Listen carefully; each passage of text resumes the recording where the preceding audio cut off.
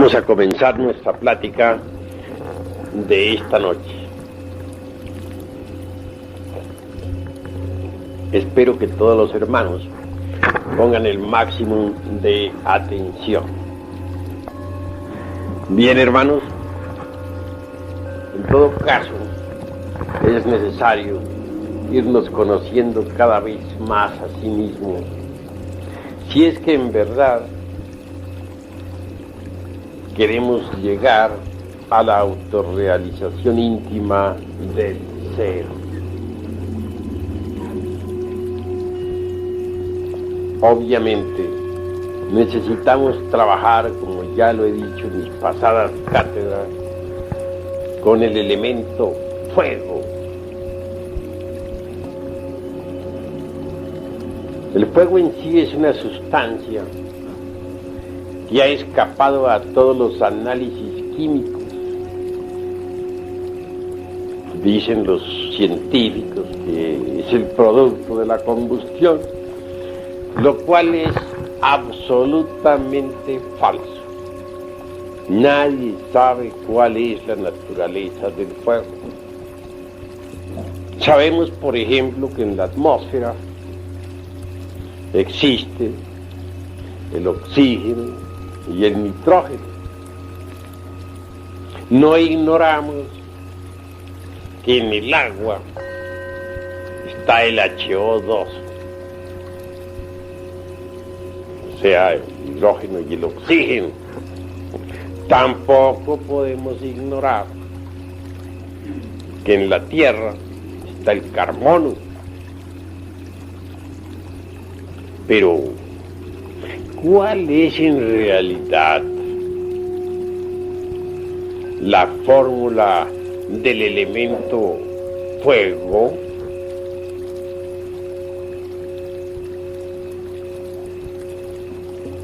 Cualquier hombre de ciencia nos hablaría del HO2, de los átomos de oxígeno y que uno de hidrógeno, que para formar agua. Pero hagamos el ensayo con el HO2.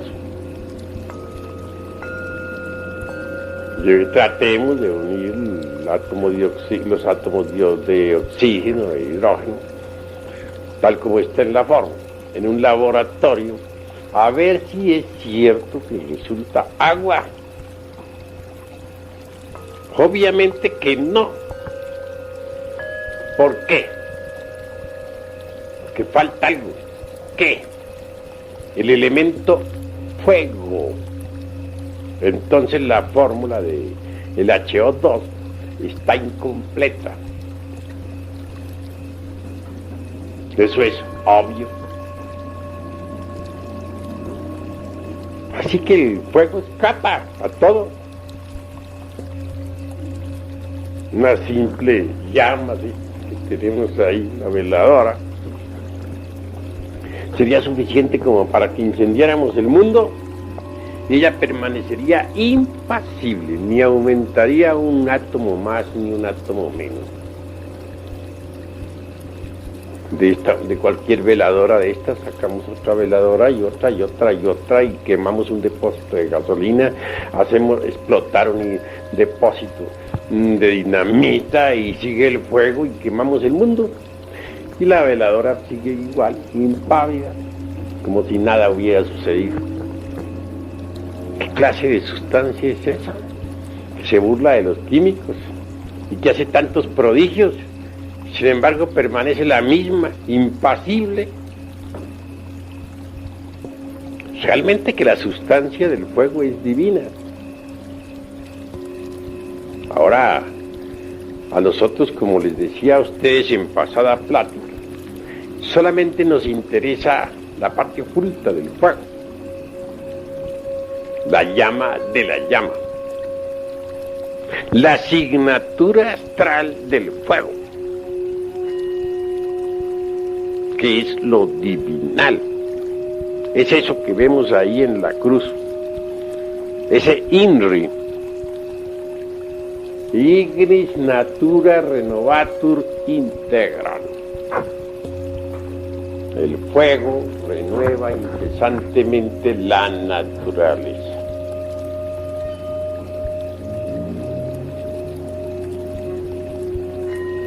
Así que la liberación del ser humano no es posible fuera del fuego. Solo trabajando con el fuego podríamos nosotros conseguir la liberación final. Los mundos, por ejemplo, no son sino granulaciones del Foab. Eso es Ob.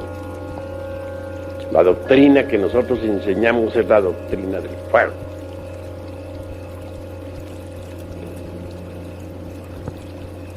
Los libros que hemos escrito han sido con carbones encendidos. Y entre el crepitar incesante de las llamas, hacemos llegar el conocimiento secreto a la humanidad.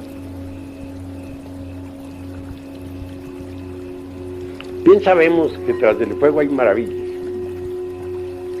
Una vez a un elemental grandioso del fuego se le preguntó: ¿qué hay más allá del fuego? Respondió: eso es cosa que nosotros ignoramos. Dios es un fuego devorador, dice San Pablo. Y así es.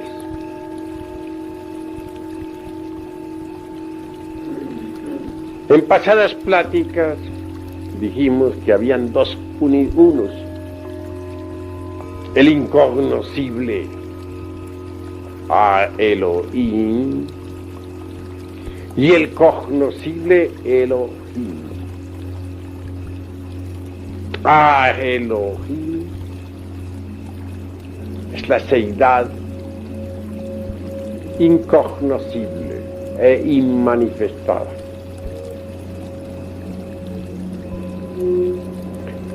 En cuanto a Elohim o Elohim, es el ejército de la palabra, el ejército de la voz. Es como la estrella solar, como el sol espiritual, sol sagrado absoluto, que sale de entre las entrañas del incognoscible. El ejército de la palabra emana pues del sol sagrado absoluto. Pero el sol sagrado del absoluto y el ejército de la palabra, que son uno, que ha salido de entre las entrañas vivas del incognoscible. El ejército de la palabra es fuego, es el Foad pluralizado.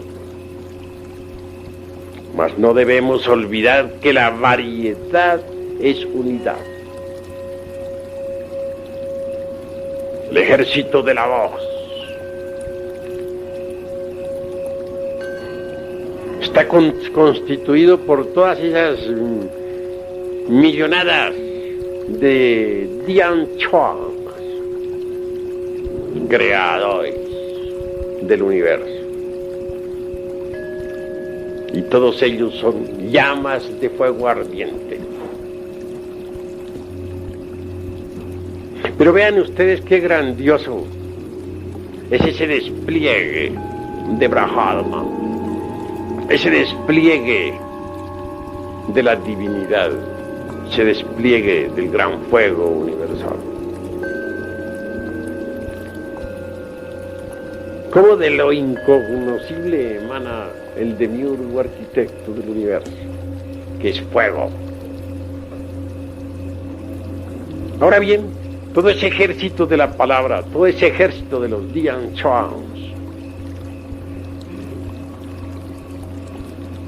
obviamente están numeralizados,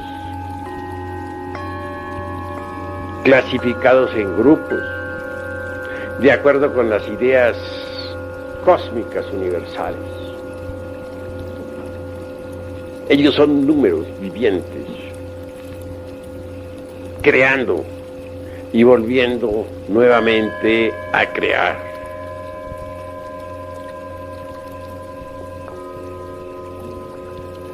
Conviene entender que de entre el seno del incognoscible ha brotado realmente Logos, el demiurgo, el sol estelar, espiritual, el ejército de la palabra. Y a su vez, de ese Logos múltiple, como una llama compuesta de muchas llamas, emana Atman, el inefable. Atman es el íntimo en cada uno de nosotros. Nuestro espíritu divino e innombrable.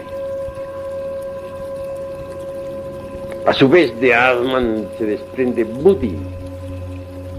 ¿Y quién es Buddhi? Buddhi es la conciencia superlativa del ser.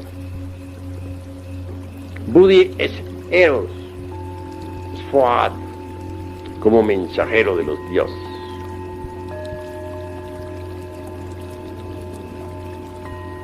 En los mundos superiores de conciencia cósmica,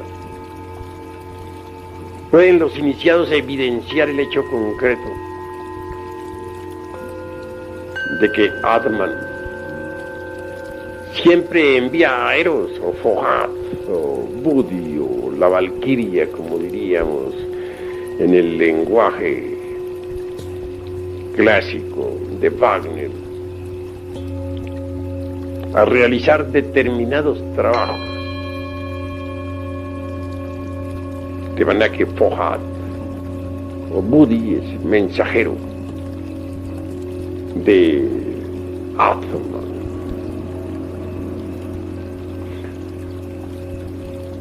Uno realmente se llena de éxtasis al comprender lo que es la realidad de Eros.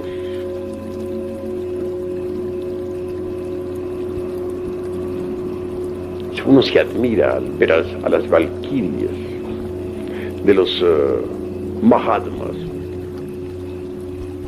trabajando en los mundos superiores de conciencia cósmica, llevando mensajes en todos los rincones del universo, inefables, damas de indescriptible belleza. Las valquirias trabajan en los templos. Las valquirias entregan mensajes. Las valquirias ayudan a los Mahatmas. Ellas son el Fohat, mensajero, el Eros, extraordinario, que palpita en cada uno de nosotros. ¿Qué sería de nosotros sin Eros? ¿Podríamos acaso realizar la gran obra del Padre? Nosotros necesitamos de Eros para poder desintegrar los agregados psíquicos inhumanos que en nuestro interior cargamos. Así pues, la estrella que se ha desprendido del sagrado sol absoluto es el demiurgo creador del universo. La llama de la cual salen las 7 llamas santas. Esa llama es triple, pero de ella salen las 7 llamas. Es decir, de la llama triple sale el eterno Heptaparaparchino. Del 3 sale el 7. De la misma forma en que nosotros, con 3 velas ahí encendidas en el altar, podemos encender 7.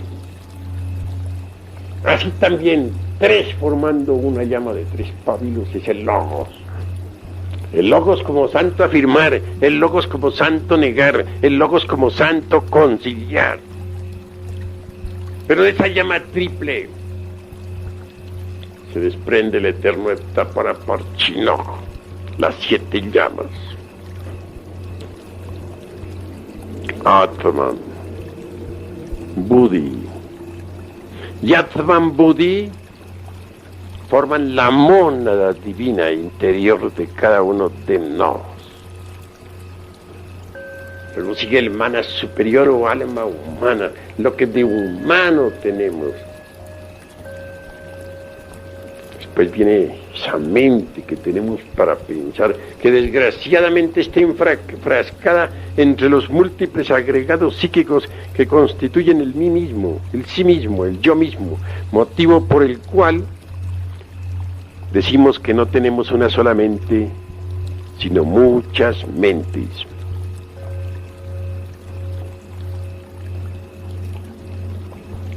Es obvio que si la sustancia mental está embotellada entre distintos frascos, si se encuentra dividida entre los mismos, si la sustancia de la mente está enfrascada entre muchos yoes, pues entonces ya no hay una sola mente, sino muchas mentes, desgraciadamente.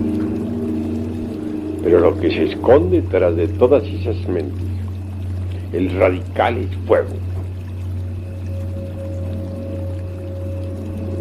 que sería en realidad de verdad el cuarto fuego, porque el quinto está detrás de todas esas emociones que cargamos, y en el iniciado auténtico detrás en su cuerpo astral.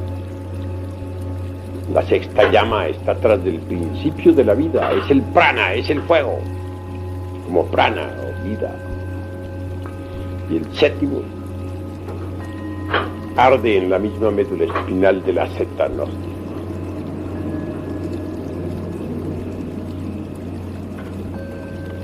En realidad, de verdad, hablando desde un punto de vista de la anatomía oculta, diríamos que existen 7 serpientes, 2 grupos de A3 con la coronación sublime de la séptima lengua de fuego que nos une con el uno, con la ley, con el Padre.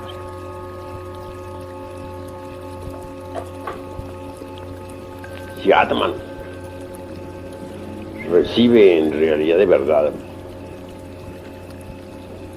principio ígneo del fuego,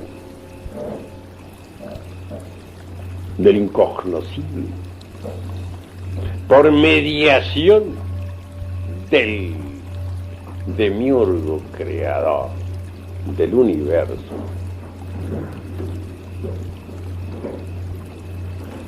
no hay duda de que en Buddhi viene a crear todo contenido. Con justa razón se nos ha dicho que el Buddhi es como un vaso de alabastro fino y transparente a través del cual arde la llama de Prajna. En el Buddhi, en el Eros, en la Valquiria, la doncella, la bella Helena de Troya, está contenido Atman, el inefable. Pero al fin y al cabo, Atman Buddhi como mónada son radicales.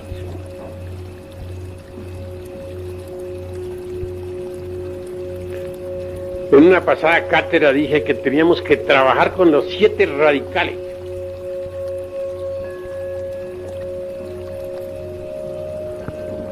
Y ya los hermanos creo que están informados de eso. Que son los 7 aspectos del fuego en nosotros. Las 7 lenguas de fuego en la anatomía oculta que emanan directamente del divino arquitecto del universo. Eso es obvio y así hay que entenderlo. La seidad en sí misma, incognoscible, es lo fundamental. De ella emana el fuego. Sat es seidad. Y de la seidad emana el fuego. Es decir, el demiurgo arquitecto. Pero hay un punto sobre el que yo quiero recalcar esta noche. Que si bien es cierto que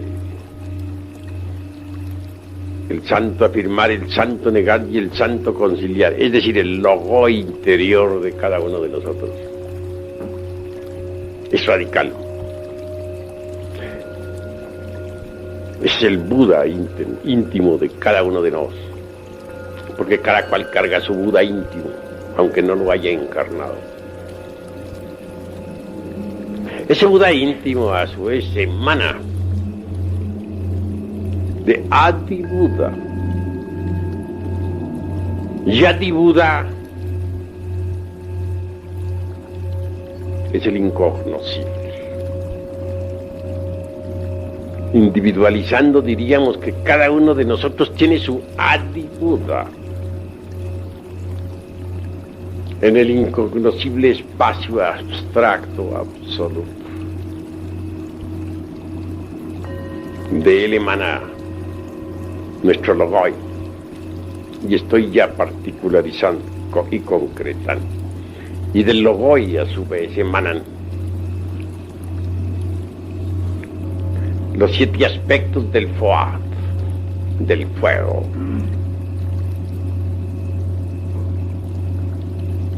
Cuando digo que hay que trabajar con el fuego, debe ser todo bien entendido. Debemos tener un poco de conciencia más grande sobre lo que es el fuego. Hay que entenderlo mejor. La madre Kundalini de que tanto hemos hablado es fuego, es el Fohat en nosotros, en nuestra anatomía oculta.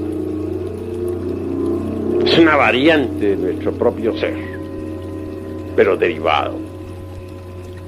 Si necesitamos trabajar con el fuego, con ella, porque ella es la portadora del fuego. Ella, la serpiente ígnea, se revuelve aterradoramente entre los candeleros del templo.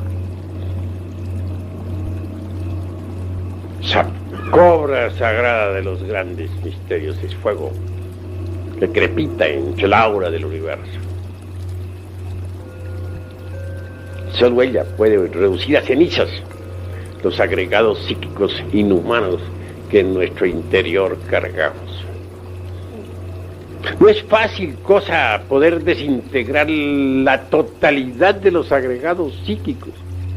Piensen ustedes en que se procesan estos agregados en 7 niveles del ser. Hay santos que han logrado desintegrar agregados hasta en 5 y 6 niveles. Muy raro es aquel que logre desintegrar los agregados psíquicos en los 7 niveles del ser. Resulta que en los últimos niveles, especialmente en el 7º, tales agregados se vuelven terriblemente sutiles y suelen ser espantosamente difíciles. Si el iniciado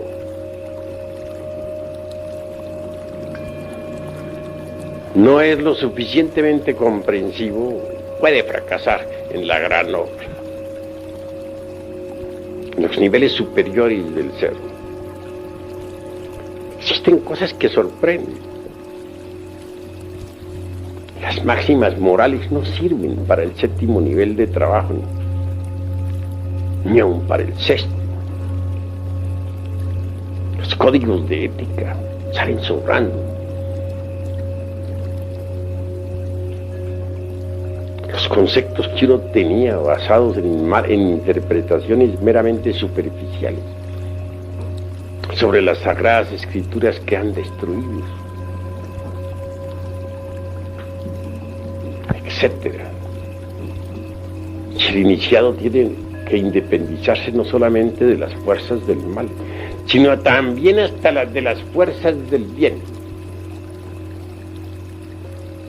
Tiene que pelear contra las potencias del mal y contra las potencias del bien. En última síntesis, el bien se vuelve mal.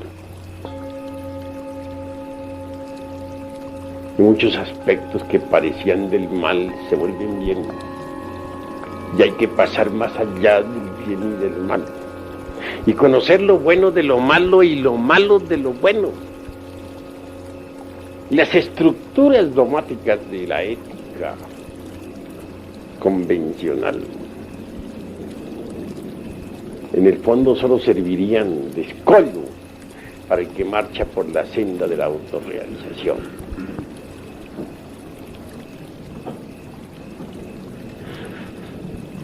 Esa es la cruda realidad de los hechos. Hay una tendencia de las gentes a interpretar todo a su modo, superficialmente. Y quien quiera trabajar ya en un séptimo nivel tiene que ser estrictamente comprensivo, pasar más allá de todo dogma y hacer un inventario de sí mismo para saber qué es lo que le sobra y qué es lo que le falta. Muchas veces una bella virtud puede servir de escollo al navegante.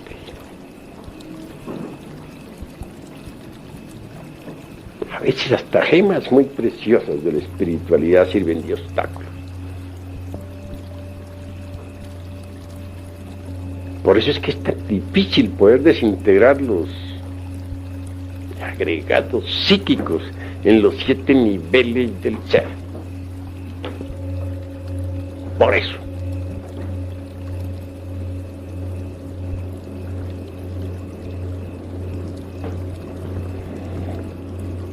Por otra parte, hay que aprender a manejar los 5 cilindros de la máquina orgánica. Que los agregados que tenemos están relacionados con los 5 cilindros de la máquina orgánica. ¿Cuáles son esos 5 cilindros? Centro intelectual, ¿dónde está? Ya sabemos, en el cerebro. Centro emocional, ¿dónde está? El corazón, plexo solar, sistema y centro del sistema nervioso gran simpático. Centro motor, ¿dónde está? Parte superior de la espina dorsal. Centro inferior o instintivo, ¿dónde está? En la parte inferior de la espina dorsal. Y el centro sexual, el sexo. Hay agregados psíquicos del centro intelectual, como los hay del emocional, como los hay del motor, como los hay del instintivo, como los hay del sexual. Eso es obvio.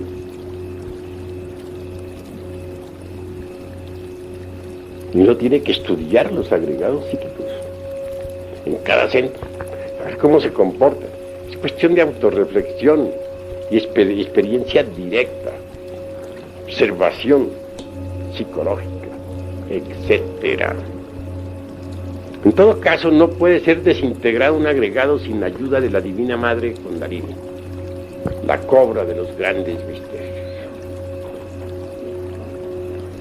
Y ella exige, para la desintegración de cualquier agregado psíquico, previa comprensión del defecto psicológico que queremos reducir a cenizas.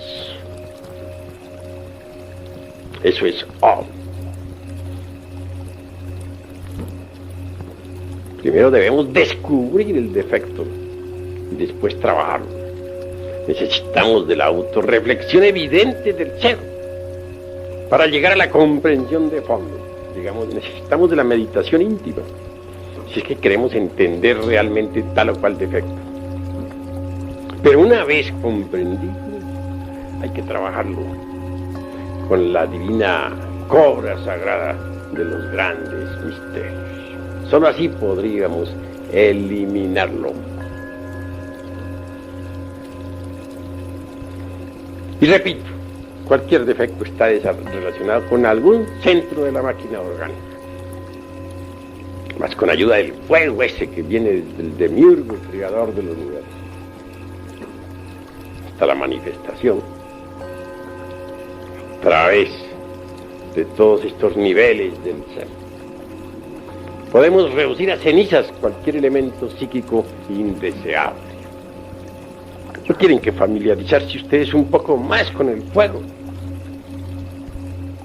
Aprender a sentir con el fuego, aprender a pensar con el fuego, adorar el fuego como lo hacen los parsis.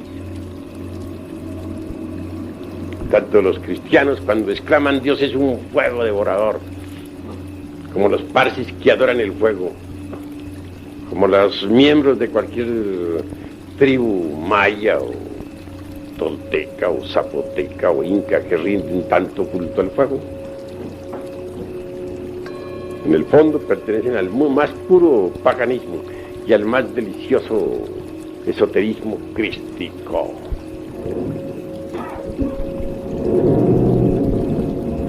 Solo con el fuego podemos desintegrar, mis caros hermanos, entre los centros que nosotros tenemos en nuestro organismo.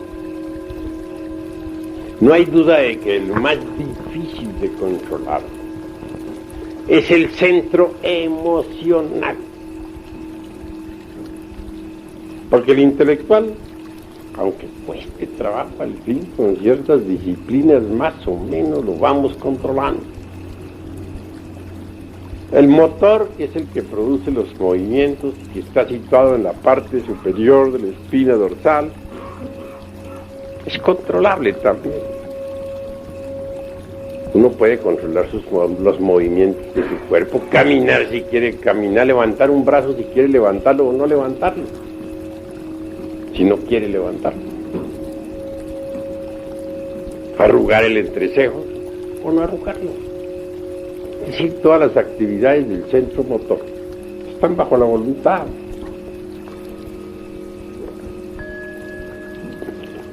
Pero el centro emocional es terrible. Esa cuestión de las emociones negativas, del sentimiento y de los sentimentalismos, etcétera, se torna difícil de poder controlar.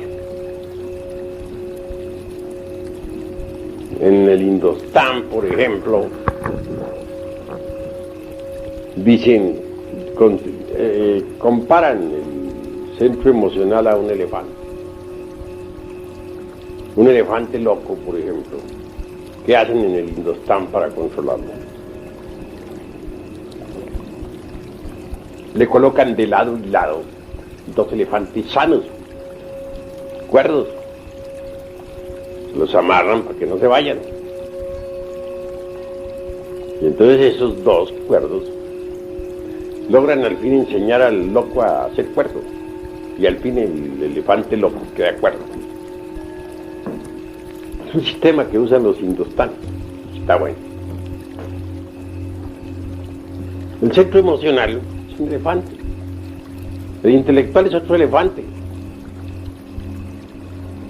y el motor otro elefante, el centro motor instintivo sexual. Estos dos elefantes, el intelectual y el motor, pueden controlar al elefante loco de las emociones. Si en un momento queremos estallar así de desesperación o de angustia, es decir, nos hemos identificado con alguna emoción negativa y estamos mal, ¿qué debemos hacer? Acostarnos en la cama, relajarnos y poner la mente en blanco. Al relajarnos estamos actuando con el centro motor. Puesto que nos relajamos todo el cuerpo, aflojamos los músculos, toda tensión en el organismo. Y al poner la mente en blanco, es decir, al llevar a la mente a la quietud y al silencio, ¿qué sucede? El centro emocional no le queda más remedio que calmarse un poco, serenarse, y al fin el centro intelectual y el centro motor vienen a dominar al emocional. son los dos elefantes cuerdos que vienen a domar al elefante loco.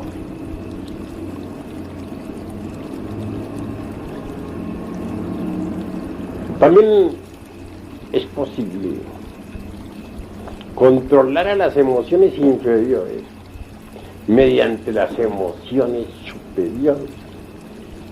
Hay mucho tipo de emociones inferiores, ustedes lo saben muy bien. Se muere un familiar, gritamos, lloramos, nos desesperamos. ¿Por qué? Porque no queremos cooperar con lo inevitable, y ese es lo peor de lo peor. Uno en la vida debe aprender a cooperar con lo inevitable. No nos conformamos porque se nos murió un ser querido y gritamos llenos de angustia y no aceptamos.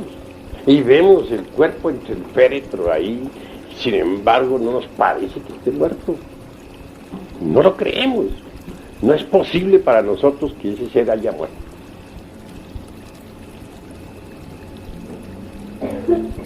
Y entregamos a la angustia y a la desolación.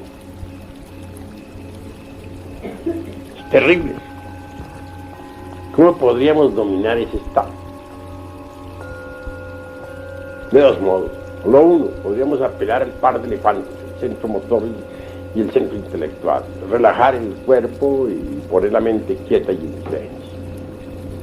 Ese sería un sistema. Otro, podríamos nosotros apelar a una emoción distinta, una emoción superior.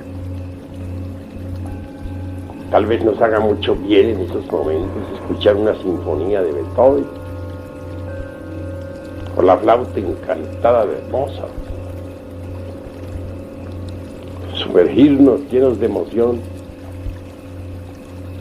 en profunda meditación, reflexionando sobre los misterios de la vida y de la muerte.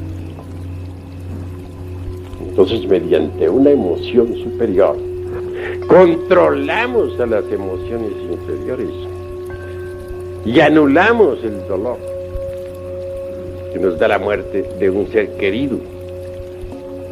Eso es obvio. El centro emocional es muy interesante, pero nosotros tenemos que adueñarnos de las emociones inferiores, controlarlas, someterlas. Y eso es posible, de acuerdo con nuestra didáctica. Las emociones inferiores causan mucho daño. Emociones inferiores como los toros, emociones inferiores como el cine, emociones inferiores como las orgías de las grandes pachangas, emociones inferiores como el de que se saca la lotería, o el que se emociona por una noticia del periódico sobre una guerra o sobre tantas cosas que hay en el mundo. Emociones inferiores como las que da el tequila, emociones inferiores como las que desarrollan las gentes en todas sus bestialidades. No sirven sino para fortificar los agregados psíquicos inhumanos que en nuestro interior cargamos y crear nuevos también. Además, es necesario eliminar las emociones inferiores mediante las emociones superiores. Eso es posible. Aprender a vivir una vida edificante y esencialmente dignificante. Eso es fundamental. De lo contrario, no sería posible progreso alguno. ¿Cómo? ¿De qué manera?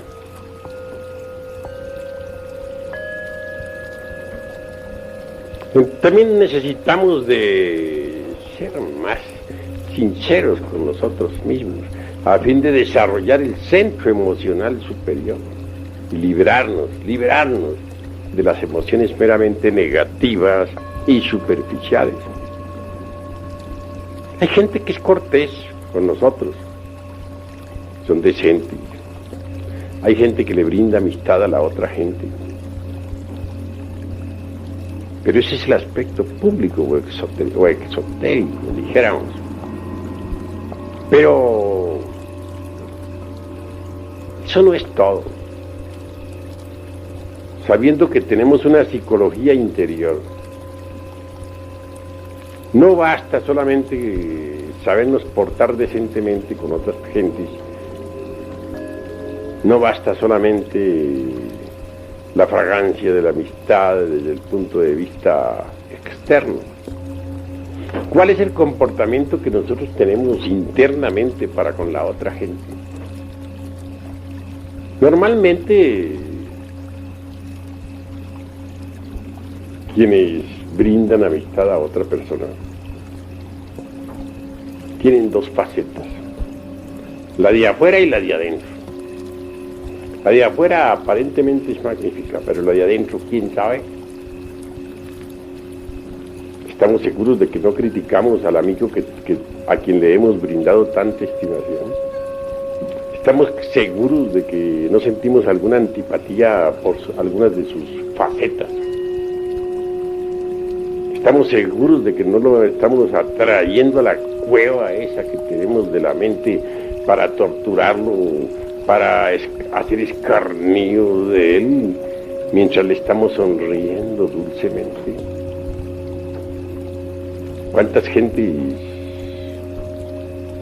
que estiman a alguien en su interior no dejan de criticar a aquel alguien a quien estiman, aunque no exterioricen sus críticas, y hacen escarnio de sus mejores amigos, aunque sonrían dulcemente en presencia de ellos? Realmente debemos ser más completos, más íntegros.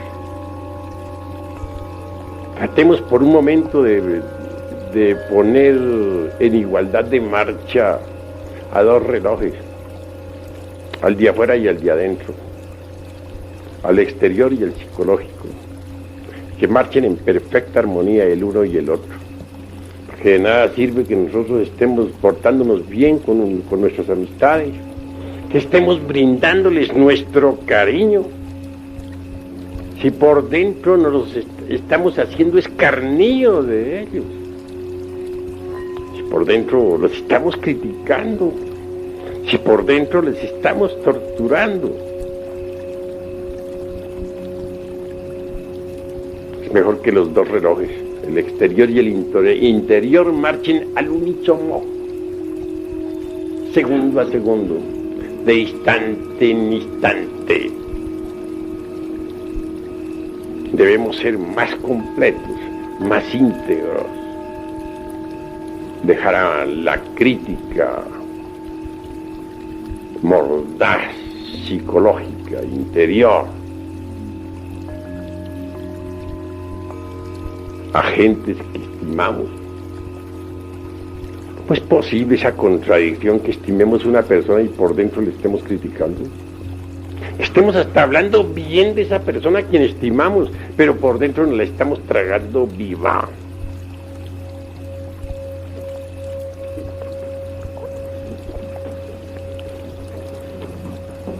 Ahora, ustedes deben saber muy bien que dentro de cada uno de nosotros vive mucha gente, todos los yoes.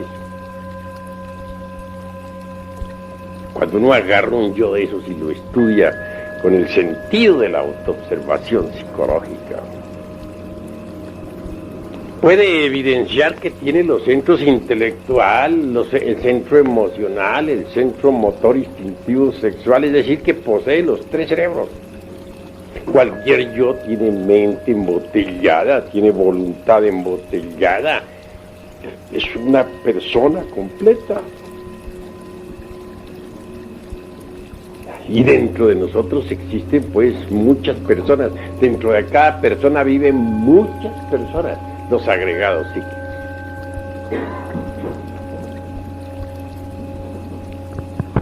Así, cualquier amistad que tengamos nosotros merece que sea debidamente, dijéramos, tratada. Tienen ustedes un amigo, por ejemplo, Hay cosas del amigo que les gustan a ustedes y hay cosas que les disgustan a ustedes. Ustedes son amigos de algún yo de su amigo, o de unos cuantos yoes de su amigo. Pero hay otros yoes de su amigo que les molesta a ustedes, que les causa antipatía. Porque tenemos que tener en cuenta que dentro de cada persona se manifiestan muchas personas. Ustedes suelen hacer amigos de determinados agregados de tal o cual amigo, de tal o cual persona. Pero no son amigos de todos los agregados del amigo en cuestión.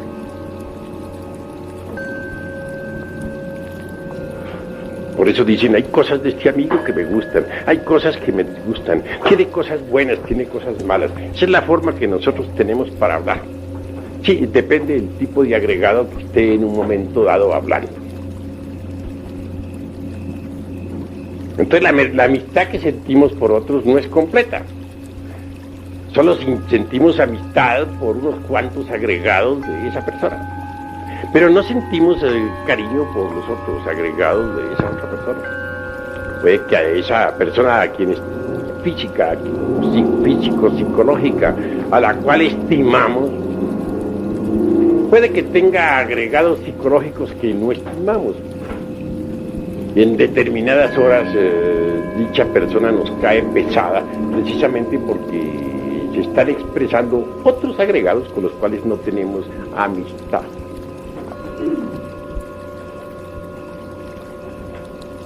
Esa es la cruda realidad de los seres. Si tuviéramos un yo permanente, diríamos, soy amigo de fulano de tal, en forma total, completa.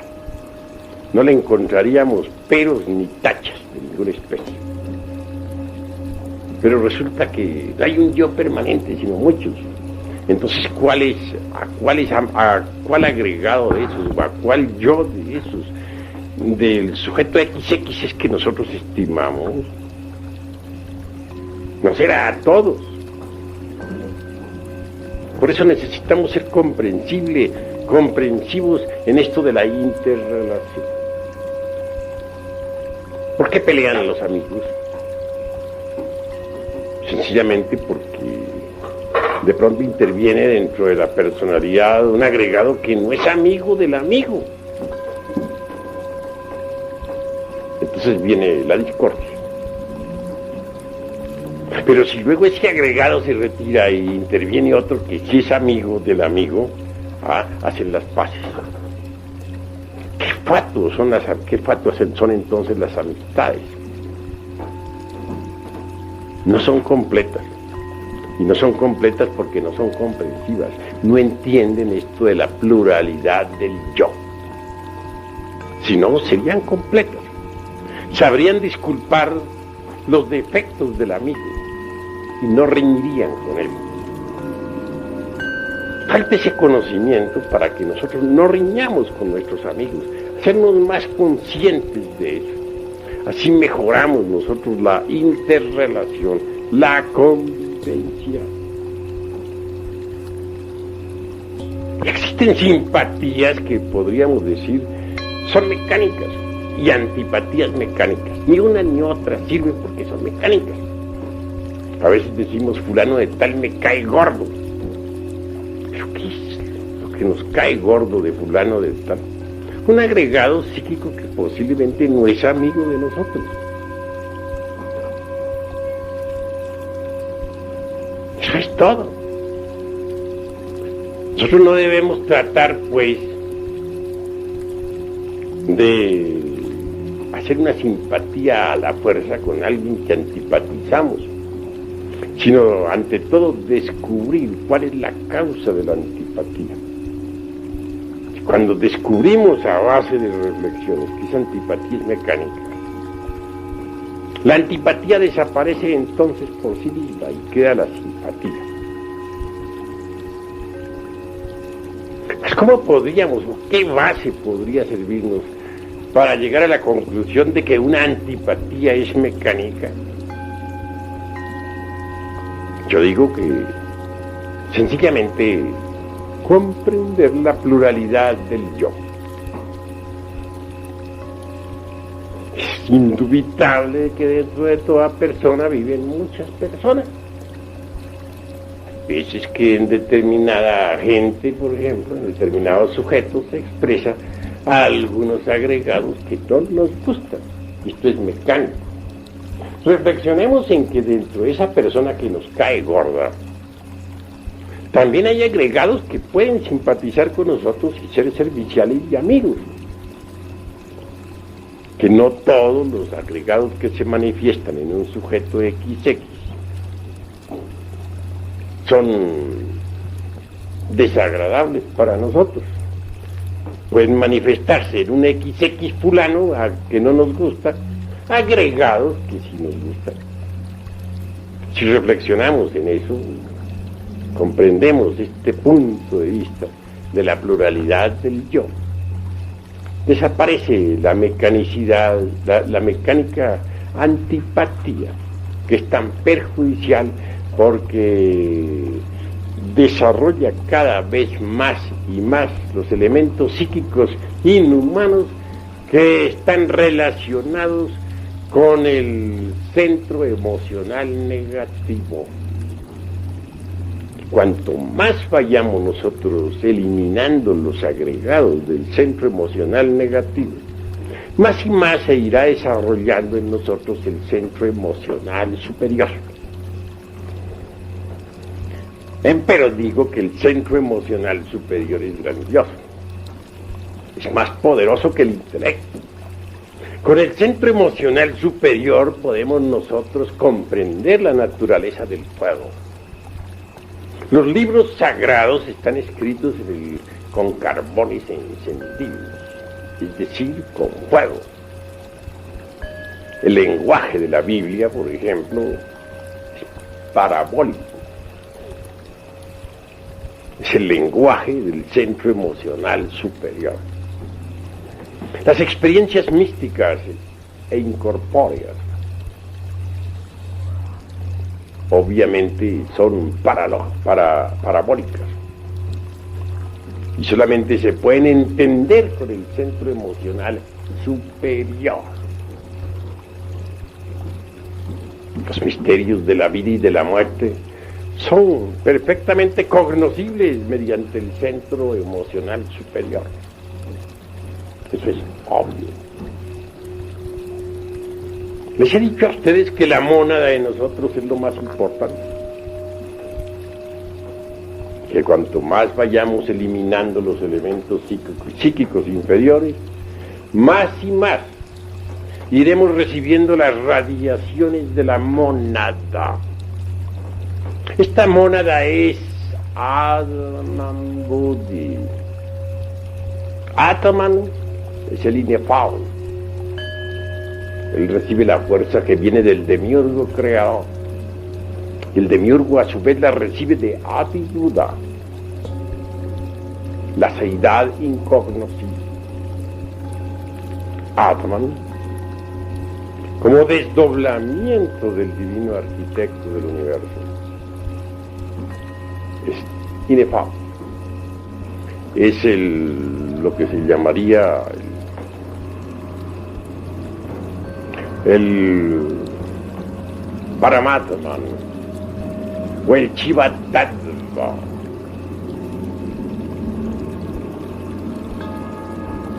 Buddhi, a pesar de que es tan espiritual, resulta más corpóreo, dijéramos, más concreto que Atman. Buddhi Eros, como principio ígneo. Obviamente se va haciendo cada vez más evidente para nosotros. Sus radiaciones nos van llegando cada vez más y más hondo, a medida que vayamos disolviendo las emociones negativas del centro emocional, y conforme el centro emocional superior se vaya desarrollando. Atman Buddhi es la mónada.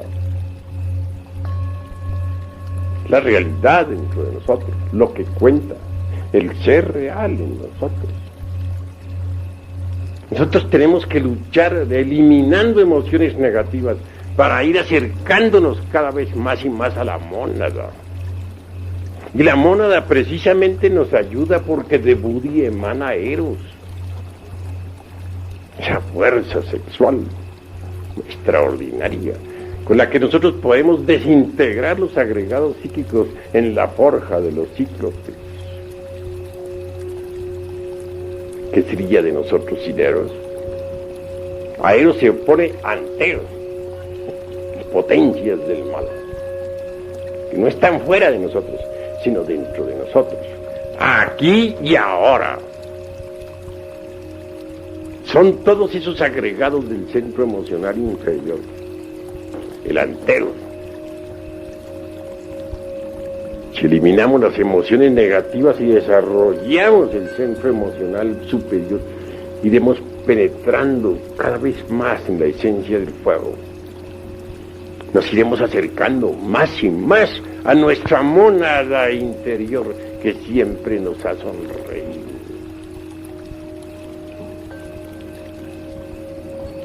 No olviden ustedes que el centro emocional en su principio es puro, radiante. Las emociones inferiores, ubicadas en las partes o en los puntos del centro inferiores del centro emocional, constituyen el emocional inferior. Pero si eliminamos las emociones inferiores, entonces queda todo perfecto, como una flor de loto deliciosa, el centro emocional superior. En todo caso, Atman es el rayo que nos une al Logos y al Adi Buda. Y la fuerza de Adi Buda, del Logo interior, llega a Atman y en Buddhi queda contenida. Pero el acercamiento a Buddhi es imposible mientras nosotros tengamos emociones negativas. En otros términos, el acercamiento a la mónada se hace difícil si continuamos con las emociones inferiores.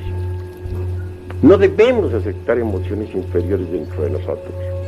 Debemos cultivar las emociones superiores, la música. Debemos escuchar a Beethoven, debemos escuchar a Mozart, a Liszt, a Tchaikovsky. Debemos aprender a pintar, pero que los cuadros que pintemos no sean infrahumanos. Debemos verter en ellos nuestros sentimientos más nobles. Todo lo que nosotros hagamos debe ser dignificante y esencialmente edificante. Uno se llena de éxtasis al contemplar las columnas corintias de los tiempos antiguos, los mármoles de Roma y Atenas, las esculturas magníficas de una Isis morena en la tierra de los faraones, o de un Apolo, o de la Venus del Milo, o de la casta Diana. Uno se llena de éxtasis, vibra con emoción superior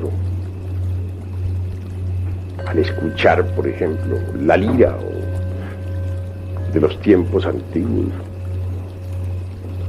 o al entregarse a la meditación profunda entre el seno de la naturaleza, o al pasearse por las ruinas de la antigua Roma, o al caminar por las orillas del Ganges, o al caer de rodillas ante el Gurú entre las nieves perpetuas de los Himalayas. Entonces vibra la emoción superior.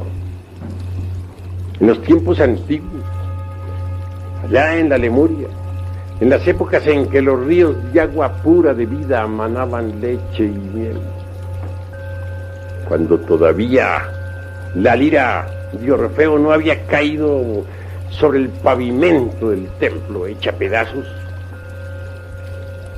el centro emocional superior vibraba intensamente en cada ser humano.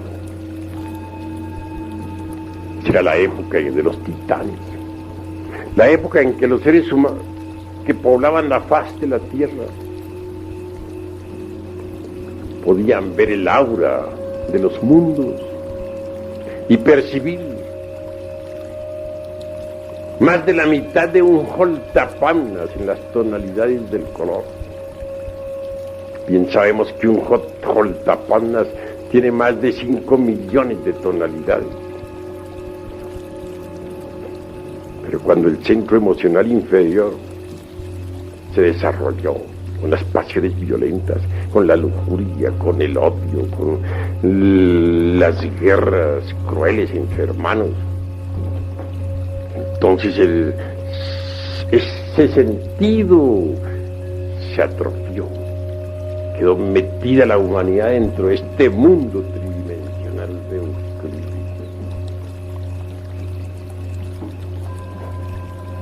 Ha llegado la hora de entender que solo mediante el centro emocional superior es posible penetrar más profundamente dentro de nosotros mismos. Si nosotros procedemos rectamente, si aprendemos a vivir, si aprendemos a relacionarnos con nuestros semejantes en una forma bella, entonces nos acercaremos más y más a la mónada sagrada. Distintos chispazos de conciencia cósmica nos irán sorprendiendo, se irán haciendo cada vez más continuos, hasta que al fin un día tengamos todos, en realidad de verdad, la conciencia despierta, la conciencia superlativa del ser, Budi. Ese día seremos dichosos.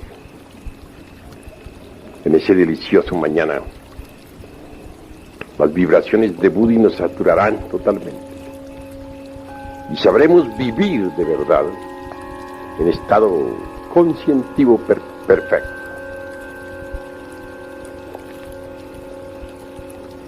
Hasta aquí esta cátedra. Ahora doy plena libertad para que los aquí presentes interroguen, hagan preguntas sobre el tema, pero sin salirse del tema. Ya ves tú cuán fácil es tergiversar la enseñanza. Tú lo haces con el corazón sencillo, sincero, pero después que tú digas eso, otro fulano la tergiversa un poquito más. Y el tercero sigue tergiversando más. Y cuando la enseñanza llegue a toda la América, ya se estará diciendo: Samael Aún está contra las virtudes, no más virtudes. Así se tergiversa la enseñanza. Y así se ha tergiversado la enseñanza de todos los hermanos mayores que han ayudado a la humanidad. ¿Qué quedó del budismo? ¿Me puedes decir tú? Gautama Sakyamuni habló contra el abominable órgano Kundartiwada. Toda su doctrina fue contra las malas consecuencias de ese abominable órgano. Hoy tenemos un evangelio budista deformado completamente. Ya nada, casi nada queda del budismo antiguo. Todo ha sido deformado. No estoy pronunciándome contra las virtudes, aclaro. Debemos pensar correctamente. El agua es útil, es magnífica, es buena en el lavamanos, es buena en su recipiente, en el baño. Pero ¿qué dirían ustedes del agua metida en la sala, inundando las recámaras? Ya cambiaría todo, ¿verdad? Sería mala. El fuego está bueno en la cocina. También está magnífico ahí en las veladoras. Pero si el fuego en este momento estuviera quemando esta casa y llegaran los bomberos, ¿qué diríamos? Sería una calamidad, ¿verdad? Así toda virtud es buena en su lugar, pero fuera de su lugar es mala. Un misionero, como ustedes, está bien que dé las enseñanzas, que las divulgue por todas partes. Pero ¿qué tal que ustedes, en vez de divulgar las enseñanzas entre las distintas gentes, por ahí en las calles, o en los lumiciales, o en las casas de familia, se fueran a los prostíbulos a divulgarlas? ¿Estaría correcto eso? Sería malo, ¿verdad? Entonces el misionero se convertiría en ¿qué? Un malvado, ¿verdad? Muy bien. Pero no quiere decir que el misionero sea un malvado. Todo depende del uso que haga de sus virtudes. El dinero en sí mismo no es bueno ni es malo. Todo depende del uso que se haga de él.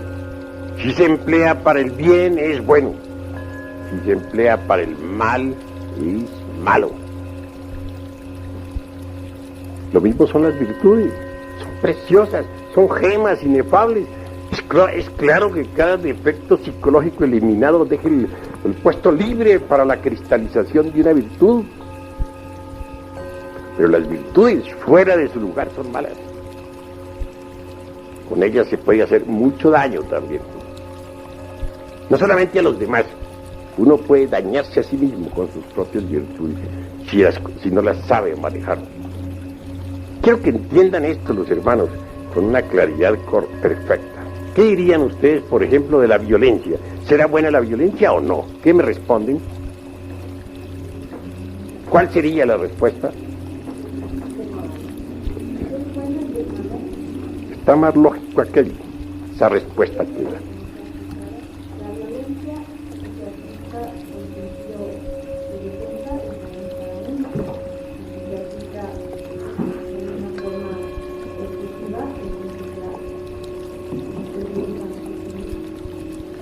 En sustancia está correcto lo que tú estás diciendo, mas hay que detallarlo. Obviamente, la violencia conduce y no es aconsejable. Pero tengamos esto. Un hombre tiene su esposa y tiene sus hijos. Vive en su casa. Tiene hijas también, ya grandes, señoritas. De pronto un grupo de bandidos resuelve asaltar la casa para violar a su esposa y violar a sus hijas y todo. Incendiar la casa y robar. Pero allí hay un hombre, el marido. Él siente cuando los bandidos penetran en la casa, es consciente de eso. Pero en vez de empuñar un arma para la defensa de su hogar, bendice a los bandidos, porque están en el camino, en la senda. Que Dios os bendiga, hermanos de mi alma.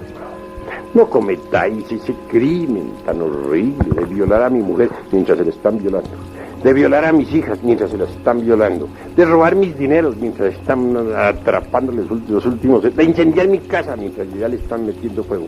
No hagáis eso, hermanitos, porque tendréis mucho karma por pagar. Sin embargo, yo estoy dispuesto a bendecirlos a todos ustedes. Bueno, supongamos que salga vivo de esa contienda porque los bandidos se compadezcan de él. Bueno, ¿cómo quedaría ese hombre ante las autoridades y ante la divinidad?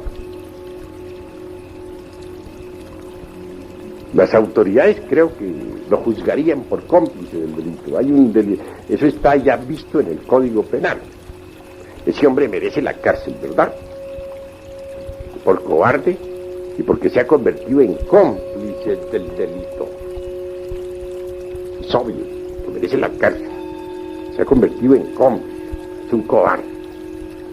Entonces, ¿cuál es el deber de ese hombre ahí? Está en la senda, es iniciado, quiere ser Mahatma y no sé qué más. ¿Cuál es su deber? Pues morir en el campo de batalla, defender su familia como de lugar, morir peleando, pero morir, si le tocó morir, morir, cumpliendo con su deber de hombre.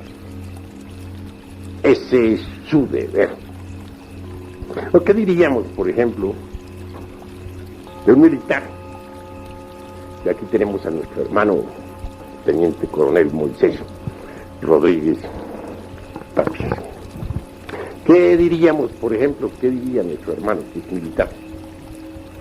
Que de pronto la patria está amenazada, vienen los gringos a invadirnos, a saquear, violar, incendiar, robar, y el ejército dice, no, ya no peleamos más, Dios bendiga a todos estos invasores, si queman, allá será su karma. Que Dios los bendiga, nosotros no peleamos. Se cruzan de brazos a dar bendiciones y a orar por los bandiditos que están atacando. ¿Qué se diría de un ejército así? ¿Cómo? Alta traición. Eso es obvio. Alta traición. Condenable no solamente por los jueces de la tierra, sino por la dignidad. ¿Cuál es entonces el deber del ejército en ese momento? Defender. Hay que usar las armas. De manera que las armas en sí mismas no son ni buenas ni malas, todo depende del uso que se haga de ellas. Si se emplean para el bien son buenas, pero si se emplean para el mal son malas. Todo depende. Sí, pues esto de las virtudes es algo que hay que reflexionar muchísimo, porque con las virtudes también no solamente se puede dañar a otros, sino dañarse a sí mismo. A ver, va a preguntar algo el hermano. Yo no he entendido en los Ramayana por qué Krishna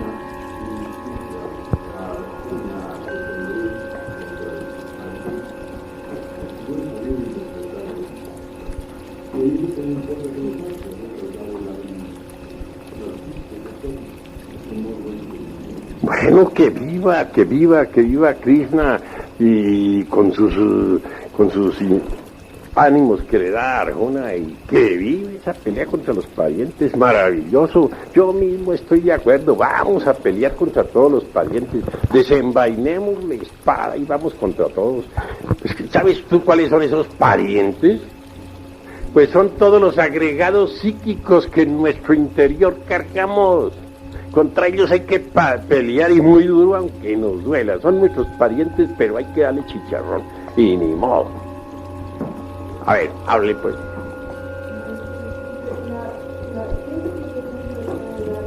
¿Cómo?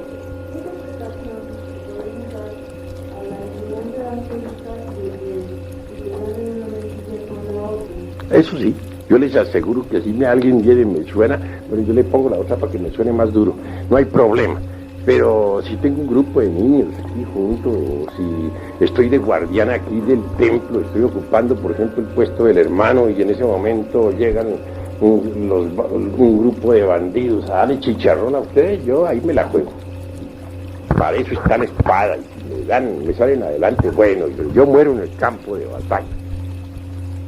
¿Cuál es el deber de un guardián del templo? Dime a ver. Respuesta.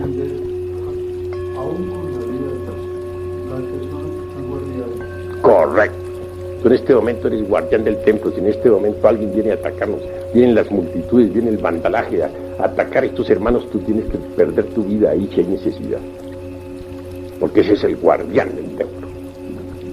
De manera que entonces, una cosa es una cosa y otra cosa es otra cosa. Una cosa es que nosotros bendigamos a nuestros enemigos, que devolvamos bien por mal, que pongamos la mejilla derecha para que nos suenen más duro.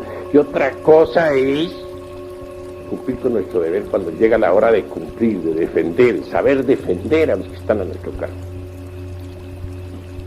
¿Entendido? ¿Hay otra pregunta? Sí, hermano. Hablando de las virtudes, se puede considerar que en muchos casos una virtud puede crear dependencia psicológica. Pero la virtud cuando no se sabe usar, puede crear dependencias psicológicas, puede convertirlo a uno en tirano, puede hacerle a uno dar un paso en falso, etc.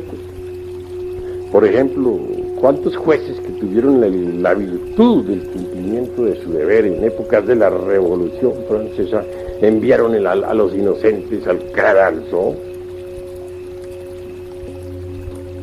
Hubo verdugos que su deber era decapitar a muchos en la guillotina, y cumplieron con ese deber que ellos tenían, con la virtud del deber, y los decapitaron, hicieron caer en la cuchilla sobre sus pescuezos. ¿Es eso correcto? De manera que entonces, ¿qué? Hay que aprender a manejar las virtudes, no es que sean subestimables, son gemas preciosas, afloran en nosotros conforme los agregados psíquicos van siendo eliminados. Pero cada cosa en su lugar. Ya dijimos que el fuego está bueno en la cocina, pero no en la sala. Y que el agua está bien en el lavamanos, pero no está bien que invada las recámaras. Una cosa es buena, una virtud es buena en su lugar, mala fuera del lugar. Eso es todo. Hay que ser más equilibrados, más reflexivos, más maduros. Eso es obvio. Por ejemplo, la antipatía mecánica. Es absurda. Pero de nada sirve que luchemos contra la antipatía mecánica. De nada sirve, por ejemplo, que digamos, esta persona me cae gorda.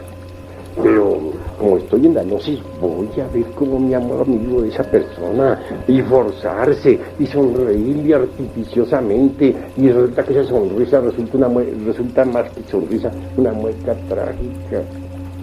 No, lo que hay es que hacerle la disección a esa antipatía mecánica, a ver por qué nos cae gorda esa persona. Esto requiere mucha autorreflexión, mucha autoobservación psicológica, mucha meditación, y al fin venimos a descubrir la causa. Una vez que hayamos descubierto esa causa, la desintegramos con ayuda de la Divina Madre Kundalini, con ayuda del fuego sagrado. Entonces aflora en nosotros la virtud de la simpatía hacia esa persona. Una virtud, simpatía hacia esa persona que antes nos caía gorda. Hay que hacerse pues conscientes de todo, vivir una vida consciente, una vida más madura, menos mecánica. A ver, hermano.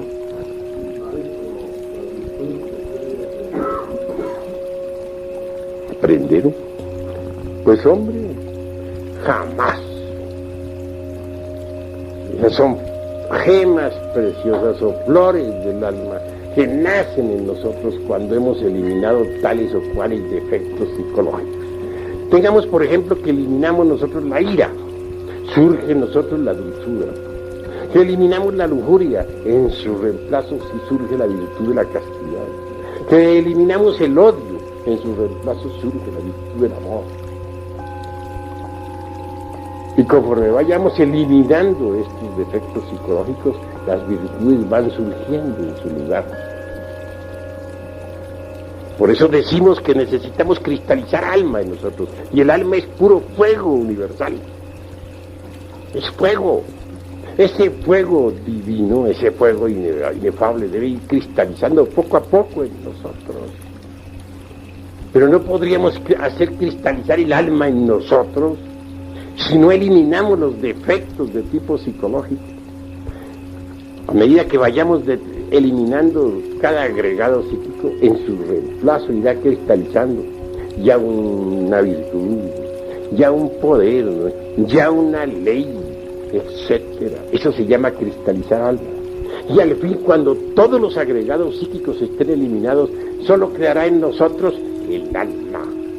Hasta el mismo cuerpo se volverá alma. ¿Qué es el cuerpo de un mutante? Es un cuerpo ya convertido en alma. Pero para cristalizar el alma en nosotros, es puro fuego vivo. se necesita forzosamente eliminar los agregados psíquicos. Y esto solamente es posible pasando por grandes crisis emocionales.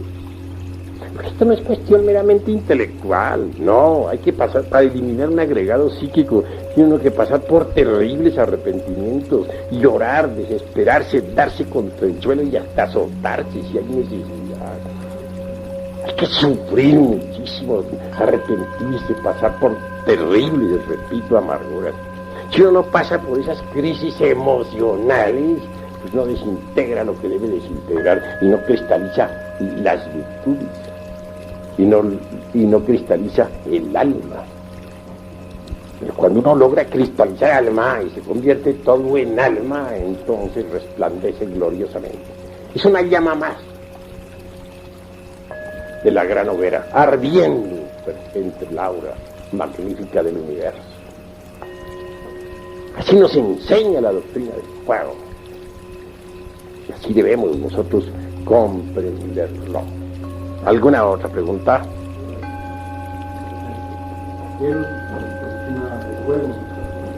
Y la madre dice una fuego también nosotros.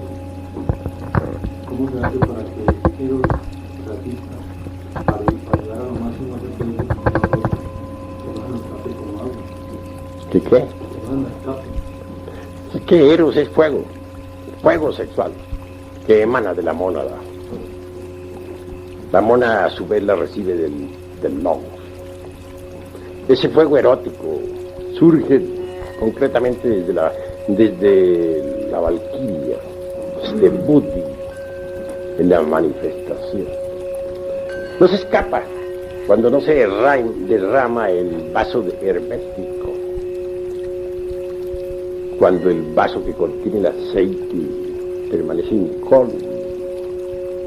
Pero si se derrama el vaso de herbe, ese fuego erótico se escapa, se pierde. Y entonces, ¿con qué vamos a trabajar? Nosotros necesitamos del poder de la mónada. Si es que queremos lograr eliminar los agregados psíquicos. Así se debe entender. ¿Hay algo más que preguntar? ¿Hasta dónde se puede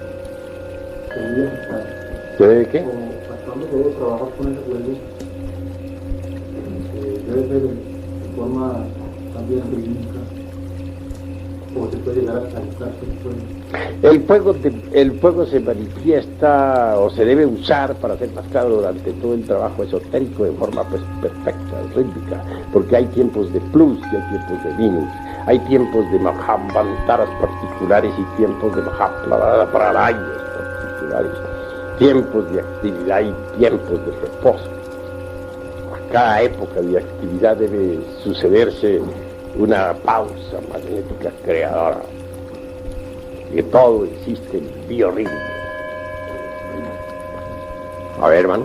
Volviendo a lo de las crisis emocionales que usted mencionaba, sería congruente que una persona que está interesada realmente en realizar la gran obra viniera a su ser y hiciera pasar por esas crisis emocionales. El ser es el ser y tiene muchas partes. ¿A cuál parte del ser te estás refiriendo? Por lo menos al entrenador ontológico, al análisis circular. Cada parte del ser merece ser reflexionada, porque sabemos muy bien que de la llama única emanan las 7 llamas, y las 7 se multiplican por 7, y esas 7, y a su vez sigue así por otras 7, etcétera, etcétera, etcétera. De manera que, obviamente, uno solo hace una parte. Las otras partes del ser tienen que trabajar también. Eso es obvio. Cada llama está obligada a trabajar. Pero, obviamente, la Madre Divina Kundalini, la esposa de Shiva, la obligada realmente a realizar el máximo del trabajo. Y en cuanto a las crisis emocionales, es cuestión del centro emocional superior. cuestión de comprensión. Cuando uno comprende lo absurdo que ha sido, cuando uno se da cuenta de que uno no es más que una piltrafa humana que no vale nada, entonces surge el arrepentimiento por todos los delitos cometidos.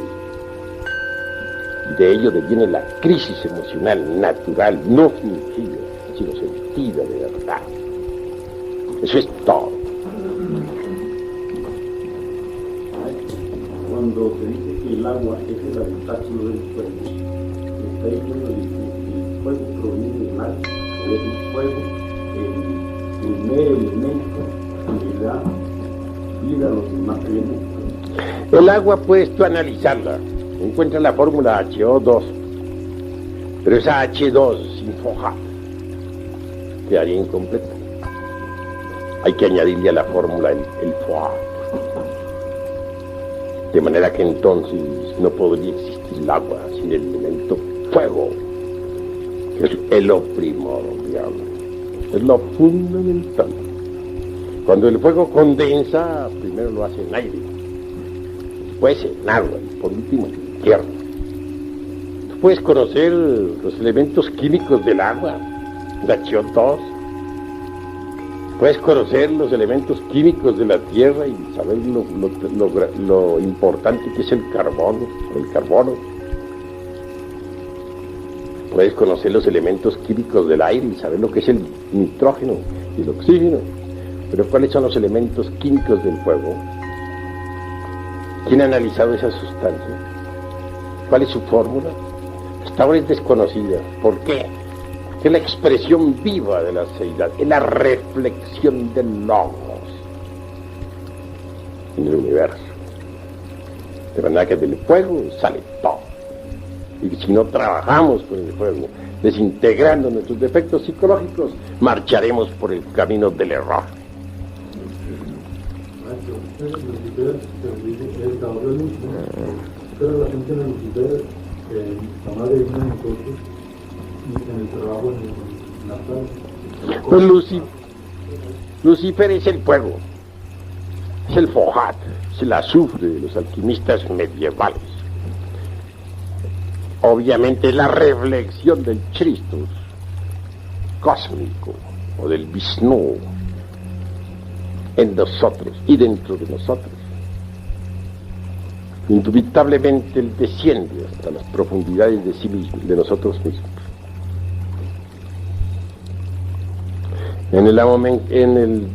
En cuestiones de esoterismo crístico decimos que es el diablo cuando todavía nosotros no hemos eliminado los agregados, porque en él se refleja entonces todos nuestros defectos.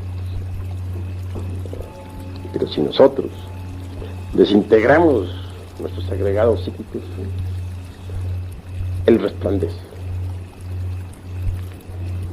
y se integrará con nosotros para transformarnos transformarnos y convertirnos en mutantes. ¿Qué es un mutante? Es un hombre integrado con Lucifer. Eso es un mutante. Lucifer nos da todos los poderes, nos da el elixir de larga vida, nos da el poder sobre los elementos del fuego, de los aires, de las aguas y de la tierra. Pero para que Lucifer resplandezca en nosotros, se integre con nosotros, necesita primero ser blanqueado. Por eso dicen los alquimistas medievales: quema tus libros y blanquea el latón. Hay que blanquear el latón. Necesitamos blanquear al diablo. Cada uno de ustedes tiene el diablo negro como el carbón, horrible. Necesitan blanquearlo. Solamente lo pueden blanquear ustedes, cada uno de ustedes, desintegrando sus agregados psíquicos. El día que lo hagan, ustedes se integrarán con él y él con ustedes, y les entregará él el tesoro escondido, el vellocino de oro, y les dará todos los poderes. Antes no es posible. ¿Comprendido? ¿Alguna otra palabra?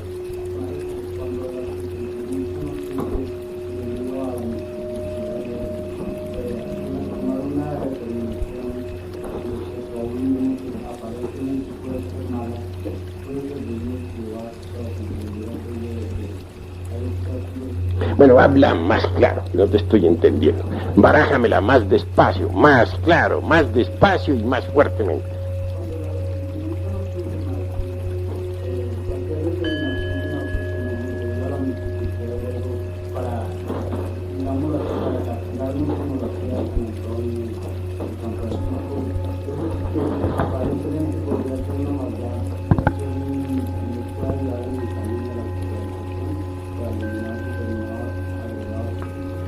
Bueno, en esto no hay dogmas. En esto lo que hay son inventarios, sumas y restas, multiplicaciones y divisiones. Hay que saber qué es lo que nos sobra y qué es lo que nos falta, sin dogmas. En primer lugar, lo que se necesita es saber si no surge el arrepentimiento en nosotros. Si verdad no surge es porque somos perversos. Porque cuando surge en nosotros es porque todavía no hay perversidad. Pero si no surge, somos demasiado malvados, demasiado perversos. Obviamente, mis queridos amigos, ¿qué hay en el arrepentimiento? Algunos lo traducen en una forma y otros en otra forma. Hay quienes dicen que es cambiar la forma de pensar y citan términos griegos y etcétera, etcétera, etcétera, y otras tantas hierbas. Perdónenseme la franqueza, pero no estoy de acuerdo con esas concepciones. Cuando uno en realidad de verdad se enfrenta a su propia mónada divinal que emana del sagrado sol absoluto y mira hacia abajo lo que tiene en el fondo y se da cuenta de todas sus barbaridades, hay arrepentimiento. Trabaja con arrepentimiento, pasa por las emociones, y pasa por las crisis emocionales. Pero cuando uno se ha alejado tanto del sagrado sol absoluto que ya las emanaciones, las ondulaciones cósmicas del sagrado sol absoluto no le llegan, porque está demasiado desviado, alejado, caído en la magia negra, es un caso perdido. En ese caso es un malvado. Y ese malvado tendrá que castigarse mucho a sí mismo. Necesitará pasar por horribles penitencias. Obviamente, necesitará ser muy sincero consigo mismo, demasiado sincero, a fin de que pueda en verdad desintegrar los agregados psíquicos inhumanos que en su interior carga. Pero ante todo, si no le ha llegado el arrepentimiento es porque es un malvado, perverso. Ha llegado a la perversidad, porque una cosa es la maldad y otra la perversidad. El perverso ya no tiene remordimiento ni arrepentimiento. Es un caso perdido. Ya no lo tocan las ondulaciones cósmicas del sagrado sol absoluto. Por eso no siente ni remordimiento ni arrepentimiento. Se vuelve cínico y se convierte en habitante del reino mineral sumergido. Ingresa en el mundo de 96 leyes. Eso es todo. Pero, ¿cómo hacer en ese caso para lograr que el que no tiene arrepentimiento se arrepienta? Repito, estará apelada a mucha fuerza de reflexión para analizar sus defectos psicológicos y hasta hacer ciertas penitencias rigurosas y disciplinarse, etc. Bueno, he dicho.